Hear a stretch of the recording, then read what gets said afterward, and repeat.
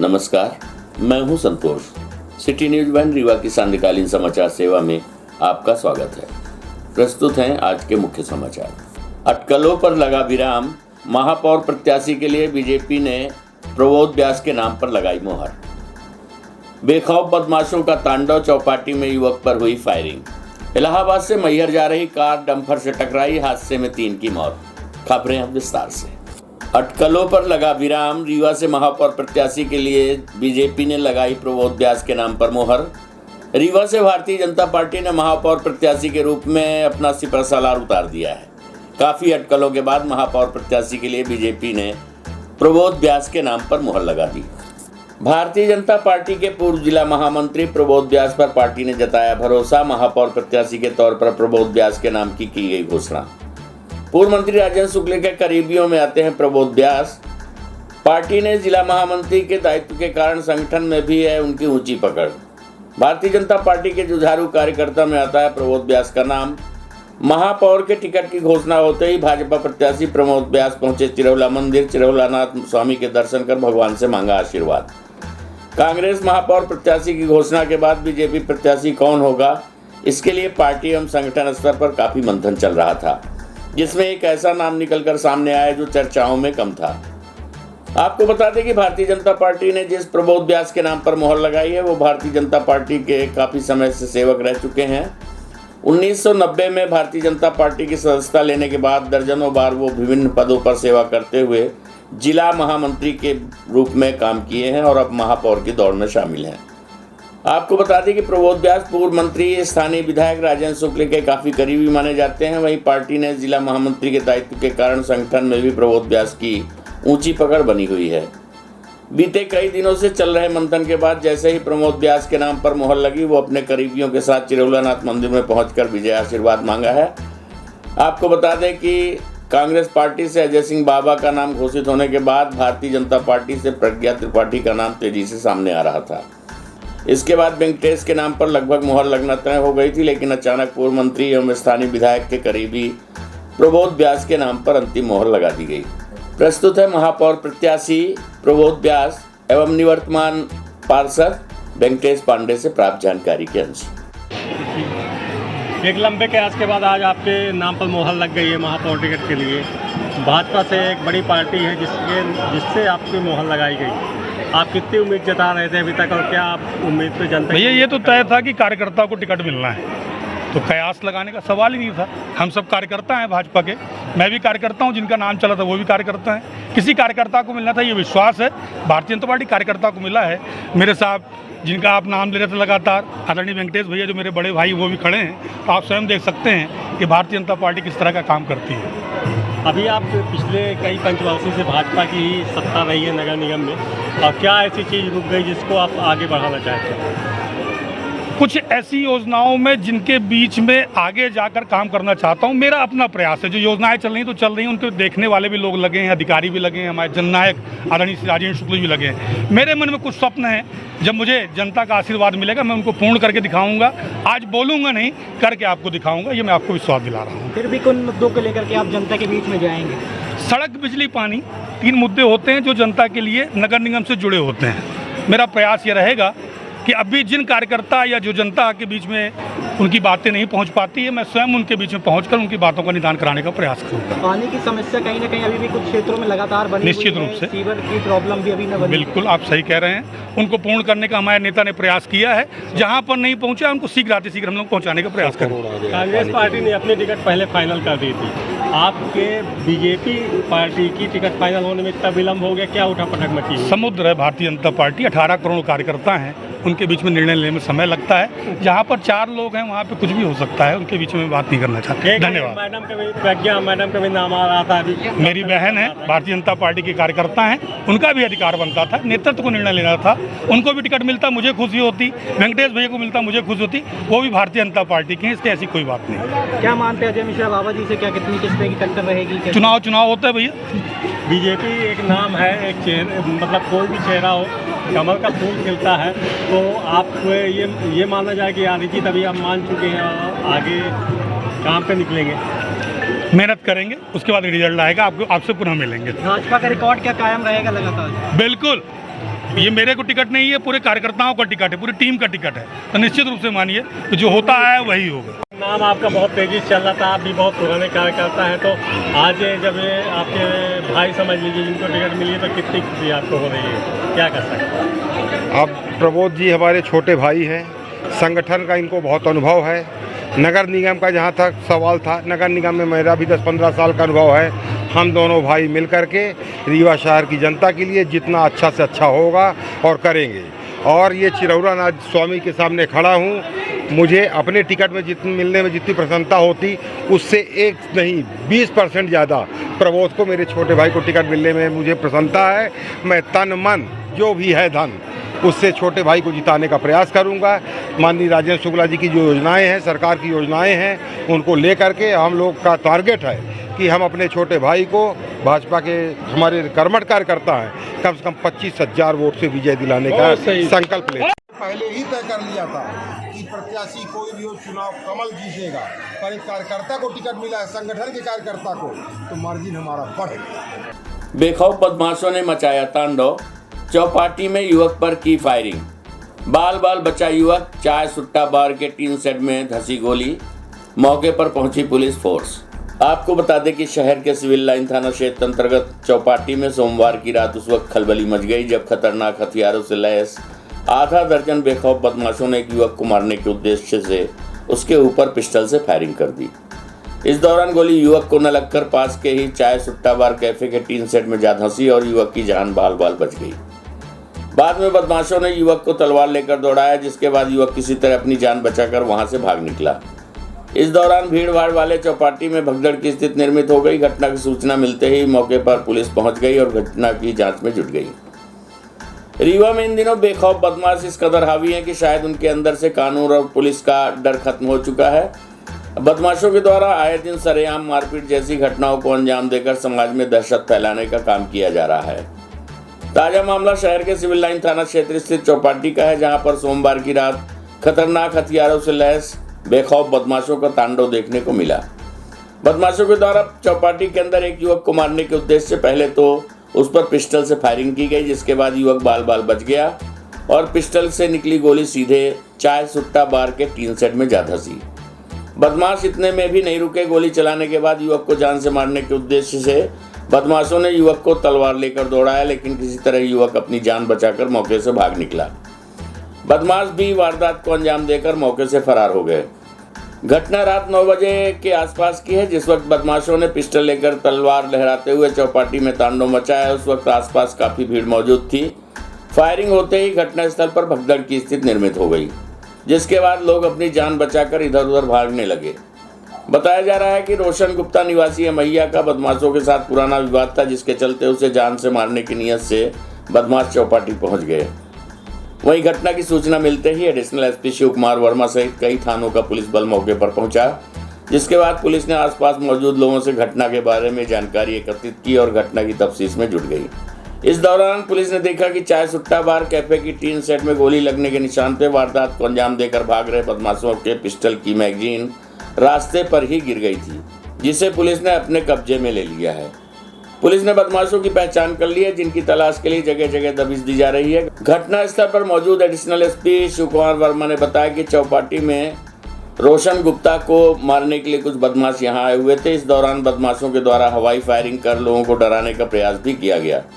घटना में किसी को कोई हानि नहीं हुई। दहशतगर्दी फैलाने वाले 3 लोगों की पहचान पुलिस के द्वारा कर ली गई है, जिनकी तलाश जारी है। आइए सुनते हैं घटना के संबंध में एडिशनल एसपी शिव कुमार वर्मा से प्राप्त जानकारी के अनुसार। हाँ, अभी करीब आधे घंटे पहले जानकारी लगी थी यहाँ पर कि जो अपना चाय सुट्टा बार वाला एरिया है, चौपाटी वाला एरिया है, यहाँ पर एक कोई व्यक्ति था, उसके पीछे कुछ लड़के आए थे। उसमें से 3 लड़कों की कुछ पहचान में हो गई, उनके नाम भी क्लियर हुए हैं। पुलिस पार्टियाँ चली गई हैं पकड़ दकड़ के लिए, और इसमें हवाई फायर टाइप का कुछ करने का प्रयास किया, डराने का प्रयास किया, ऐसा समझ में आया है। किसी को चोट नहीं लगी अभी तक की जानकारी के आधार पर। पुलिस अपनी वैधानिक कार्रवाई कर रही है। सर, यहाँ इसके पूर्व भी घटना हो चुकी है, एक बार यहाँ भीड़ भी लगती है, क्या पुलिस? हाँ, निश्चित रूप से चौपाटी के एरिया जैसा आप देख रहे हैं, महिलाएं, बच्चे, सभी तरह के लोग आते हैं। इसका भीड़ का फ़ायदा उठा के हो सकता है क्रिमिनल टाइप के लोग भी आते हों।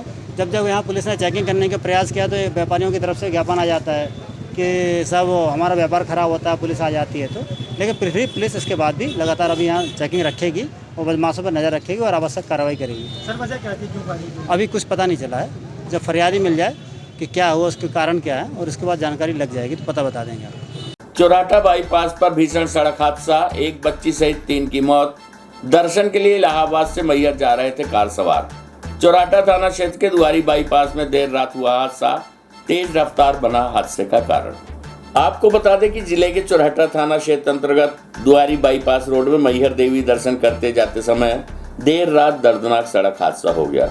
ट्रक और कार की हुई जोरदार भिड़ंत में 3 लोगों की मौके पर ही मौत हो गई, जबकि इस हादसे में 3 लोग घायल हो गए, जिनमें से एक की हालत गंभीर बनी हुई है। सभी घायलों को इलाज के लिए रीवा के संजय गांधी अस्पताल में भर्ती कराया गया है, जहां पर उनका उपचार चल रहा है।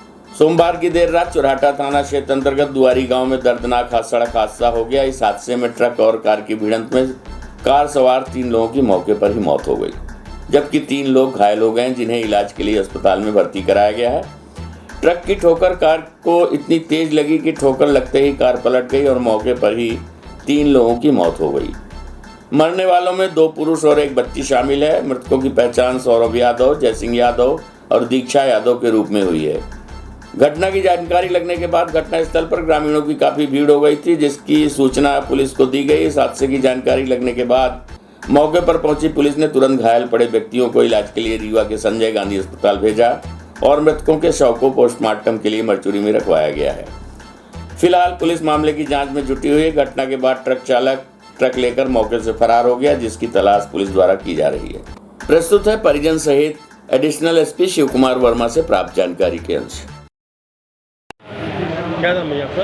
अजीत यादव। ये सड़क दुर्घटना हुई है आप लोग के गाड़ी की, तो कितने लोग खत्म हो गए, क्या घटना हुई, कहाँ जा रहे थे? जा रहे थे दर्शन मैहर के लिए और रास्ते में ट्रक से टक्कर हो गया।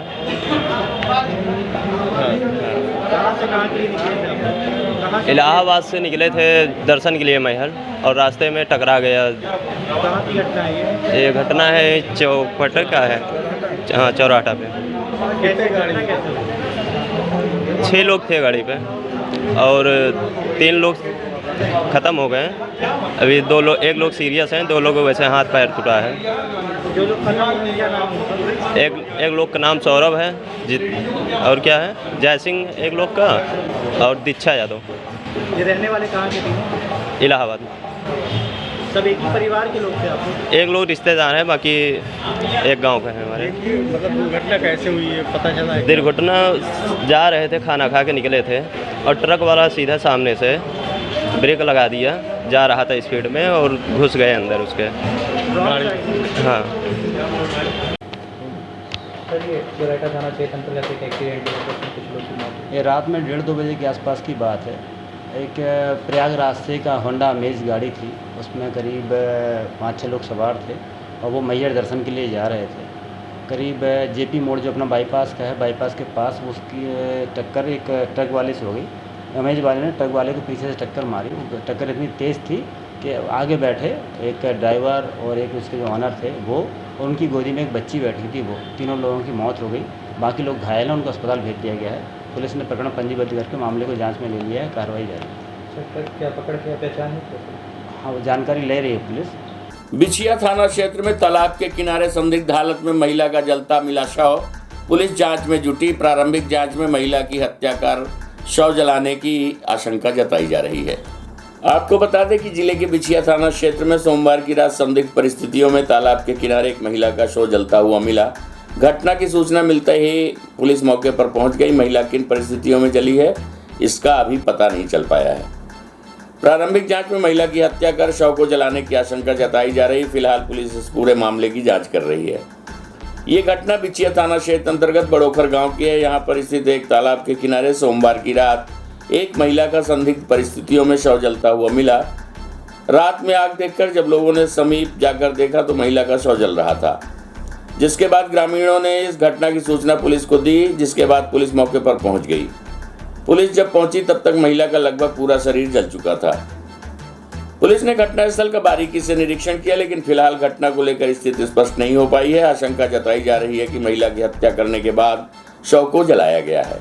महिला की पहचान उड़की निवासी श्यामा देवी के रूप में हुई है। पुलिस और एफएसएल की टीम ने फिलहाल घटनास्थल से भौतिक साक्ष्य एकत्रित कर जांच शुरू कर दी है।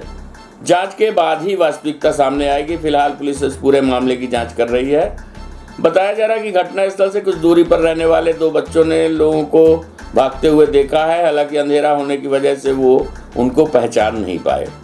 जिस समय आग लगी थी उस समय दोनों लोग वहां से भागे। इस बात की संभावना जताई जा रही है कि आरोपियों ने पहले महिला की हत्या की और बाद में शव को जला दिया है।